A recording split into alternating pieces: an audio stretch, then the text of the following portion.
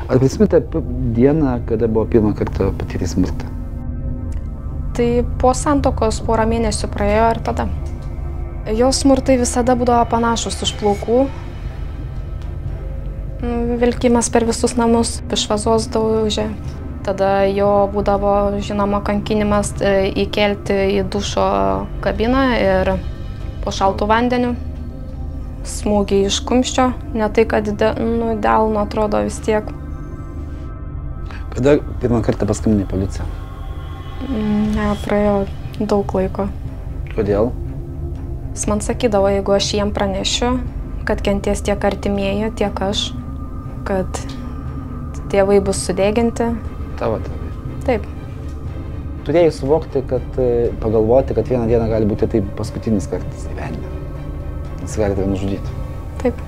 Sakydavo, jis taip, kad tave užmušiu. Taip. Prie kitų žmonių tave mušė? Prie savo mamos, taip. Jūs vaikų neturite, turite? Buvau pastojusi tą vasario 1. Bet vaikų nėra. Nėra.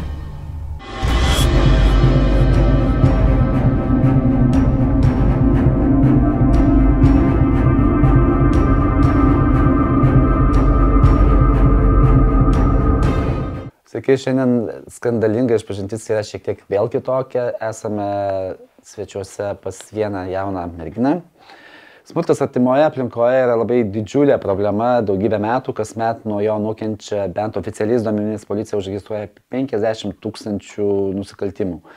Viena iš nukentėjusių yra priešais mus. Dėl to suprantama, kad negalėsime parodyti jos veido ir stengsimės kuo labiau ją apsaugoti nuo turbūt reikėtų sakyti netgi kaimynų piktų žvilgsnių, nes iki šiol būna visokiausių situacijų, kai nukentėjęs asmuo turi išgyventi dar papildomai didžiulį skausmą vien dėl to, kad tampa pašaipų objektų. Ar jums nėra tai buvę? Nėra, mano kaimynai geri. Nebūtinai kaimynai, bet tarkim draugai, dar kažkas. Būna visko. Labą dieną, dar iš tikrųjų. Labą dieną. Ačiū, kad sutikote pasikalbėti apie visą tai, kas jūs slegia, reikėtų pasakyti, ir su kuo gyventi ne vienerius metus. Taip, keli metai jau. Kiek jums metų? 29. Tokių metų patirti tai, ką jūs patyrėte, iš tikrųjų turėtų, nežinau, kaip jūs galite toliau gyventi, tą visą išlaikyti savyje. Tiesiog norėtųsi, kad tas žmogus iš viso mano gyvenime nebepasirodytų. Išnyktų visai ir ištrinti norėtųsi, ko gero, iš atminties. Taip, ir norėtųsi greičiau pabaigti ir kad tos skyrybos įvyktų, kurias jis vis dėlse nepasirodo, neatsako teismam. Tai, kaip sakoma, net įsiskirti negali ir tas žmogus, nežinai, bet kada mes dabar filmuojame, gali sugrįžti į namus? Taip, bet manau, kad jis gal nesiartins, tikiuosi. Taip. Pakalbėkime apie tai, kas vyko, kada jūs su juo susipažino, kada prasidėjo visas jūsų draugystė, tarkim. Santuoka šiaip įvyko tai 23 kovo ir mes 4 mėnesius prieš tai tik susipažinom. Ir mėnesį dar prieš tai bendravom per socialinius tinklus. Tai 5 mėnesiai, pavadinkime, iki vestuvių, tai labai greitai. Taip. Tai gal ir buvo tas klaida? Tikriausiai, kad klaida, nes tikrai nežinau apie žmogų tiksliai kaip kas. Iki santuokos, kai liko mažai laiko, pradėjau sužinoti, kokia situacija, bet man žadėjo, kaip keisis, kaip pasitrauks iš atitinkamo pasaulio, kad viskas bus gerai, dirbs. Ką turi omeny atitinkamo pasaulio? Nežinau, jis man niekad neįvardino kaip kas. Aišku, nenoriu nei labai viešinti, kaip pasakyti, bet sakė, kad dirbs, kad sukursim šeimą, kad viskas bus gerai. Tikėjote, aišku, tuo metu, nes Tikėjau. Įsimylėjus buvai turbūt akivaizdu, jeigu jau įžentis po... Jeigu ženijausi, taip. Kaip susipažinot? Kiek žinau, jisai mane pamatė darbovietėje, tada per nežinomą anketą pradėjo rašinėti ir mes tiesiog susirašinėjom, tada jis prisistatė, kas toks. Po mėnesio mes susitikome, kaip pasakyti, pasikalbėjom, tada dažniau pradėjom susitikti ir taip atrodo užsimezgė visą tą draugystę. Kada tu pajutai, kad tas žmogus yra ne toks, koks jisai sako esas? Iki santuokos likus apie keletą savaičių. Ką pastebėjai? Jis pradėjo dažnai išgerinėti, pas jį pamatydavau tiek, kaip pasakyti, kišenėse peilius, šautuvus, tada suprantu, kad kažkas ne taip. Žmogus pats, nežinau, kažkodėl labai bijodavo į lauką eiti, jam atrodo visada, kad jį seka. Aš, kaip pasakyti, iš viso turėdavau visada namie būti, į darbą einu, tai man keliamas yra, kaip pasakyti, sąlygos, kad kodėl ten eini, iki tada ir tada turi būti, jis ateina pasitikti, stovi tarp durį, arba tiesiog vaikšto darbe, žiūri, ar aš tikrai darbe. Pradėjo man pasakyti žmonės, kad atkreipčiau dėmesį labiau, nes kai, tarkim, apsipykdavom ar kažkas tai tokio, jis išvykdavo pas artimuosius netoli čia. Tai jisai gulėdavo čia laiptiniai aukštesnis, kur yra aukštas, tiesiog ant laiptų, mane stebėdavo ir tada sekdavo iki pat darbo. Tai jisai įtarinėjo kažkokią neištikimybę tavo, ar kažkas čia pavydas didžiulis toksai? Visada įtarinėjo neištikimybę. Kodėl? Nežinau. O prieš vestuvės buvo tokio, kad, tarkim, tas pavydas jo pasireikšdavo kažkaip? Pasireikšdavo, bet būdavo toks... kaip vis tiek natūralu, bet taip, atrodo gražu, kažkas tai tokio. Kad... Bet tas pavydas visiškai nepagrįstas, nes aš visada darbe, namie ir, nežinau. Ką kolegos sakydavo, vis tiek tu ateina, jeigu vyras, apsiženat, neseniai visą gyvenat kartu ir jau šitaip seka? Pas mane kolektyvas, kaip pasakyti, labai yra toks santūrus ir nieko nesakydavo. Bet jie matydavo, suprasdavo, akivaizdžiai, galbūt nenori, žinai, įžeisti tavęs, tai ten tipo dar kažką, žodžiu. Taip, jie tiesiog nenorėdavo manęs užgauti, įžeisti ir kaip. O tu, jau tuo metu, iš karto po tų vestuvių, kai jis tai pradėjo tave jau persakyti, pavadinkime, ne? Tiesiogiai, taip reikėtų sakyti. Pati, bet kaip reaguodavai? Kalbėjai, visai akivaizdu su juo, ką jisai? Bandydavau kalbėti, o paskui tiesiog gyvenau su tuo. Atrodo, kad aš nepakeisiu nieko. Jis tikrai piktybiškas ir agresyvus ir aš tiesiog gyvenau taip. Su juo aš elgdavaus gražiai, tada jisai tiesiog, kaip pasakyti, tu gyveni ir nebijai, kai jis tau kenks. Koks čia tada gyvenimas, tada jeigu tu, net turbūt bijai ten nusišypsoti ar pas draugę išeiti, dar kažkur pagaliau į parduotuvę, turbūt negalėdavai nueiti. Aš neišeidavau niekur tik į parduotuvę ir kartu su juo, žinoma. Kada pradėjai bijoti ją? Tai po santuokos grinai, kai, kaip pasakyti, praėjo kiek laiko, nes iš karto tai ir pasireiškia smurtas ištisinis. Apie smurtą dar pakalbėsim, labai nemalonu, bet kalbėjai apie peilius, ginklus kišenėse, vis tiek iš kur pasi, kodėl? Aš tai neturiu. Aš klausdavau jo, sakė, savyginai. Nuo ko? Jisai buvo teistas jau tuo metu nepilnametis, dar būdamas kažką, aš skaičiau. Taip, jis man sakė, kad prieš mūsų pažintį, kad jisai grįžo ir kad tik tai buvo porą mėnesių, o aš paskui sužinojau, kad jisai apie 5 metus kalėjo kažkas tai tokio. O ką buvo padaręs? Ginkluoti apiplėšimai, kiek jis man sakė. Bet tai matėsi iš jo paties elgesio veiksmų kažkokių, kad jisai galėtų būti toks kažkoks nusikaltėlis? Taip. Ir manau, niekas su manim nepasiginčytų, kas jį žino. Tai kuo jis tave patraukė tada, jeigu jau iš karto labai greitai išiškėjo tas jo toksai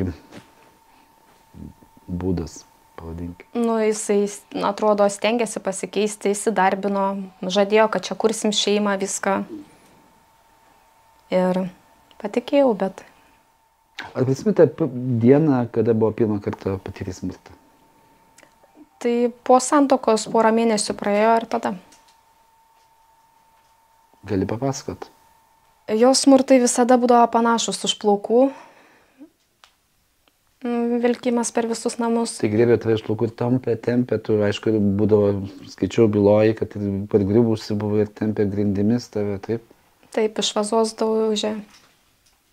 Tada, žinoma, į duris tas per stiklus. Tada jo būdavo, žinoma, kankinimas įkelti į dušo kabiną ir po šaltų vandeniu smūgį iš kumščio. Ne tai, kad delno atrodo vis tiek. O vyras, toks, kaip pasakyti, tikrai ne prieš moterį. Tu pati smulkutė labai esi, tau tiek turbūt ir tai reikia, kad net suduotum paprastai, bet... Taip. smūgiavimai iš laidų per kojas. Namuose tai būdavo? Namuose, taip. Čia, kur esam. Taip, bet yra buvę ir ne namuose, pas jo artimą žmogų, kuris tikrai matė ir man, tiesą sakant, dar padavė makiažo maskuoklį, kad kaip tau reikės eiti į darbą, tu užsidenk. Skausmas didžiulis, suprantu, bet tuo metu, kai vis tiek elgdavosi taip, muždavo, tave kankindavo, tu vis tiek šaukdavai pagalbos, turbūt rėkdavai, aš nežinau, maldaudavai, kad paleistų. Taip, bet jisai, kaip pasakyti, bandydavo burną užčiaupdyti ir telefonas svarbiausia atimtas, kad policija neatvyktų. Ir paskui, kaip pasakyti, jeigu jau įtardavo, kad gali kažkas sureaguoti, jis tiesiog išeidavo iš namų. Kada pirmą kartą paskambinai policiją? Nes turbūt ne iš karto. Ne, praėjo daug laiko. Kodėl? Telefoną vėliau atgaudavai? Na taip, bet jis man sakydavo, jeigu aš jiem pranešiu, kad kenties tiek artimieji, tiek aš, kad kenties, aš nebeturėsiu nei darbo, kad tėvai bus sudeginti, taip. Tavo tėvai? Taip. Ir tu tikėjai, kad jis taip gali padaryti? Žinoma, taip. O tėvai sužinojo vis tiek irgi kažkada apie tai, bet negreitai, turbūt slėpė nuo visų? Taip. O kaimynai užšiausi tą gerklę, žinai, burną. Kaimynai žino. Bet jie iš karto irgi, pirmieji turbūt turėjo gal išgirsti visą tai. Taip, paskui manęs pradėjo klausti, kaip kas, ar tiesiog konfliktas. Tada pasisakiau ir kai buvo greitoji, tada jau kaimynai, kaip pasakyti... Jau tiesa buvo aiški. Taip. Kodėl tu tebūnie bijojai, visi mes bijom, aišku, bet tu jį mylėjai kažkiek tai laiko po to, net ir muždavo, jeigu tu jo nepalikdavai. Tai taip, jeigu susitokiau, tai meilė tai buvo. Gal susižavėjimas, aš net atrodo nežinau, kaip dabar įvardinti. Bet ar kažkas gali išlikti tokiam žmogui? Banaliai čia aš paklausiu, bet vis tiek, žodžiu, žmonės kai kurie sakytų, gerai, kodėl iš karto nepalikai, kai pirmą kartą sumušė. Aš suprantu, kad tai nesąmonės šitas klausimas, bet turbūt ir pati tokių klausimų esi girdėjus. Labai dažnai savo dabar užduodu tą klausimą. Nežinau, vis kartojo, kad keisis, kad taip nebebus, bet vis dažnėjo. Sumušė, atleidė, atrodo, ryte atsikėlė, atleidė ir lyg tai viskas jau kitaip elgėsi. Iš pradžių bandė gražiuojo, paskui prasidėjo, kai jau kiti pykčiai, kad grasinimai, kad per darbovietę kenks, kad per artimuosius kenks, per visus, kaip pasakyti. O tu tikrai bijojai, kad, pavyzdžiui, ten, sakai, sudegins tėvus, ten dar kažką artimuosius, kad jūs seserys pagaliau nukenties kažkaip. Tie grasinimai galėjo būti realūs, tu galvoji, ar kaip, ar jisai tiesiog taip, iš pykčio tuo metu? Aš manau, kad tikrai realūs, labai tikiuosi, kad niekada jis taip nepasielgtų. Kaip sakoma, man svarbiausia artimieji. Kada mama tėvas sužinojo apie tai? Kai pamatė žymes ar pasipasakojai? Tiesą sakant, žinau, kad iš pažįstamų. Pasakė, kad čia girdi dažnai konfliktus ir kad pasidomėtų, kas vyksta. Ir tada pasisakiau, bet abstrakčiai, nes tikrai pergyvenu dėl jų sveikatos ir... Nenorėjai ir gąsdinti jų pačių. Taip. Bet jie turbūt suprato, kad tu meluoji. Suprato. Turėjo tave įkalbinėti, palikti jį. Taip, įkalbinėjau. Ir tikrai palaiko labai. Ir labai džiaugiasi dabar, kad bandau eiti iki galo. Tas tavo ėjimas iki galo labai sudėtingas. Jisai buvo nuteistas dėl tavo smurto prieš tave. Dabar tos skyrybų procesas nesibaigiantis. Tu sėdi ir bijai. Aš matau, tu vos netrėpi. Tie namai gal man jau tokie, kaip pasakyti, pilni tų emocijų. Dėl to aš tokia ir kai reikia kalbėti apie šitą visą istoriją, man sunku. Bet pareidama namo, dabar iš darbo, tarkim, tu esi tikra, kad pareisi ir bet saugiai įeisi, nieko nebus, kad jo nesutiksi. Aš vis, kaip pasakyti, dairausi. Arba, išėjus iš darbo bandau pasiskambinti artimiesiam, kad kalbėti bent telefonu. Arba jau telefoną laikai rankoje, kad jeigu ką... Bet ar čia gyvenimas toksai, bet dabar kai šitaip? Ne. Tau turbūt reikėtų gal... Aišku, pirmiausia, kodėl neįvyksta skyrybos? Papasakok apie tai. Kaip tu, kada padavėjai tą pareiškimą? Juk tu padavėjai.